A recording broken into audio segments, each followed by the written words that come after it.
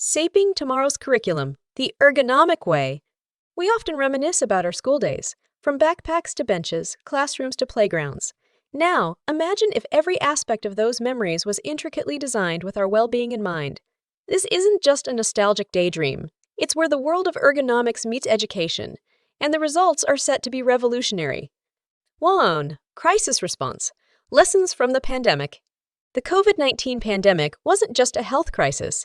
It revealed ergonomic gaps, especially during mass fatalities.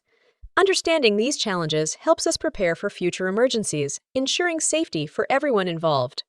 2. Textbooks that teach well-being. Remember flipping through textbooks during school? What if they included ergonomic principles, not just in one country, but globally? Such an inclusion could pave the way for a healthier student lifestyle, irrespective of borders. View 3. Manufacturing meets modern education. Blended learning is not just a buzzword.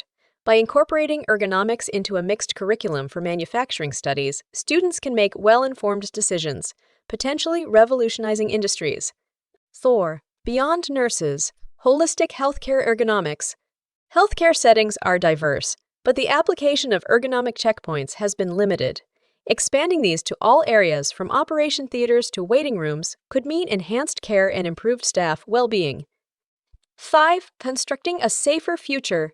The construction industry, with its heavy machinery and complex tasks, is riddled with ergonomic challenges. By introducing targeted educational programs, we can build safer sites and healthier workers. 6. The silent epidemic. University injuries. University isn't just about grades. It's about experiences. But what if those experiences include injuries? A deep dive into the reasons behind such mishaps across disciplines could lead to campuses where safety isn't just a guideline, but a culture. In the confluence of ergonomics and education, there's an untapped potential to reshape our learning environments.